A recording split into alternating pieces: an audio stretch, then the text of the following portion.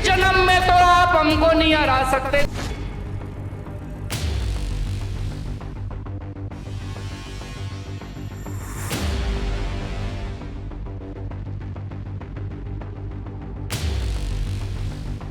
केजरीवाल ने बुलंदी की सीढ़ी जितनी तेजी से चढ़ी उतनी ही तेजी से वो नीचे भी फिसल रहे हैं। नाम गया, सत्ता गई, गुरूर भी चला गया। दिल्ली की जनता के बीच दोबारा सीएम बनने के लिए केजरीवाल उतरे थे।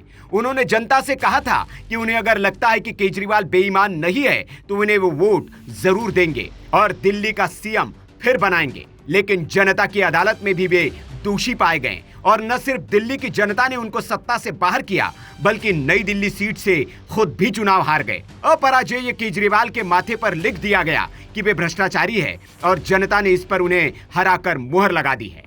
केजरीवाल ने सिर्फ दिल्ली की सत्ता ही नहीं गंवाई बल्कि अपनी विधायकी भी नहीं बचा पाए। इस एक हफ्ते में केजरीवाल और आम आदमी पार्टी को 3 बड़े सियासी झटके लगे हैं जिससे उबरना पार्टी के लिए आसान नहीं होगा। दिल्ली का असर पंजाब की सत्ता पर भी दिखने लगा है। दिल्ली में भी विधायकों के पाले बदलने की खबरें आने लगी है। वहीं 2 महीने बाद दिल्ली एमसीडी में सियासी वर्चस्व खत्म होने पर संकट के बादल मंडरा रहे हैं। इसलिए केजरीवाल को ये झटके अभी लगते रहेंगे। इसके लिए उन्हें तैयार रहना होगा।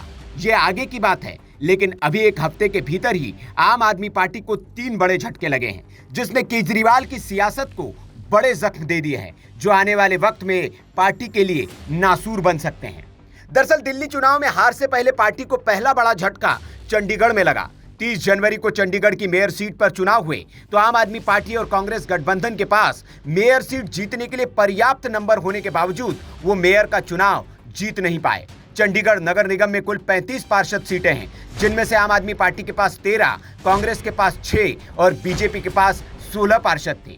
चंडीगढ़ से कांग्रेस के सांसद होने के नाते मनीष तिवारी भी निगम पार्षद में सदस्य हैं। इस तरह से 36 सदस्यों में से मेयर पद जीतने के लिए 19 वोटों की जरूरत बनती है। कांग्रेस और आम आदमी पार्टी के सदस्यों को मिलाकर 20 वोट हो रहे थे। चंडीगढ़ मेयर के चुनाव में बीजेपी 19 वोट मिले तो आम आदमी पार्टी कांग्रेस के प्रत्याशी को 17 वोट ही मिल पाए। इस तरह नंबर गेम होने के बाद भी आम आदमी पार्टी अपने मेयर को नहीं बना पाई क्योंकि उसके 3 पार्षदों ने बीजेपी के पक्ष में क्रॉस वोटिंग की। यह दिल्ली चुनाव की तैयारी में लगी आम आदमी पार्टी के लिए पहला बड़ा झटका था।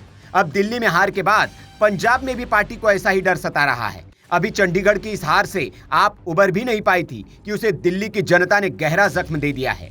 दिल्ली की सियासत में 2015 से पांव जमाकर बैठी आम आदमी पार्टी को 2025 में बीजेपी ने क्लीन कर दिया है। जिस आम आदमी पार्टी ने 2015 में 67 और 2020 में 63 सीटें जीती थी वो 2025 आते आते 22 सीटों पर सिमट कर रह गई। पार्टी जिस दिल्ली विकास मॉडल का ढोल देश में पीटती थी और उसके सहारे राष्ट्रीय स्तर पर अपने विस्तार में जुटी थी, उस विस्तार में यह हार बड़े झटके की तरह है। केजरीवाल का जादू इंडिया अलायंस के भीतर भी था। राहुल से ज्यादा उन्हें तवज्जो मिल रही थी, लेकिन इस हार ने उस भौकाल को भी खत्म कर दिया है। पार्टी को तीसरा बड़ा झटका तब लगा जब केजरीवाल खुद दिल्ली में चुनाव हार गए। नई दिल्ली विधानसभा सीट से बीजेपी प्रत्याशी प्रवेश वर्मा ने उन्हें करारी मात दी। केजरीवाल की हार आम आदमी पार्टी के लिए बड़ा झटका है जिसके चलते पार्टी के जीते हुए कई विधायकों ने जीत का जश्न तक नहीं मनाया। केजरीवाल ही नहीं बल्कि उनके कई मजबूत सिपह सालार भी चुनावी मैदान में पस्त हो गए।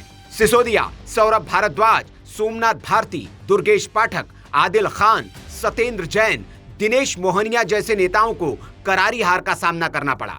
इस तरह आम आदमी पार्टी की टॉप लीडरशिप भी विधानसभा नहीं पहुंच पाई। ये भी आम आदमी पार्टी के लिए किसी बड़े झटके से कम नहीं है। लगातार मिले इन झटकों से आम आदमी पार्टी हिल गई है। जाहिर है इसका असर एमसीडी पर भी पड़ेगा। पंजाब की सियासत में भी उथल पुथल होगी। पहला झटका तो आपको एमसीडी में ही लग सकता है। यहाँ 2 महीने बाद ही मेयर का चुनाव होना है। बीजेपी की पूर्ण बहुमत के साथ दिल्ली में सरकार बनी है जिसके चलते विधानसभा स्पीकर बीजेपी का ही होगा। विधानसभा स्पीकर अपने विवेक पर 14 विधायकों को नगर निगम के सदस्य के तौर पर मनोनीत कर सकते हैं। अभी तक परंपरा रही है कि सत्ता पर काबिज पार्टी के विधायकों को ही मनोनीत किया जाता रहा है। स्पीकर अगर 14 मनोनीत सदस्यों में 13 विधायक भी बीजेपी के नगर निगम में मनोनीत होते हैं तो भी पार्टी एमसीडी का बहुमत हासिल कर लेगी। इस तरह बीजेपी बिना किसी तोड़फोड़ के अप्रैल में अपना मेयर बना लेगी। इसके अलावा इसका असर दिल्ली से आम आदमी पार्टी के चुने जाने वाले राज्यसभा सदस्यों पर भी पड़ेगा।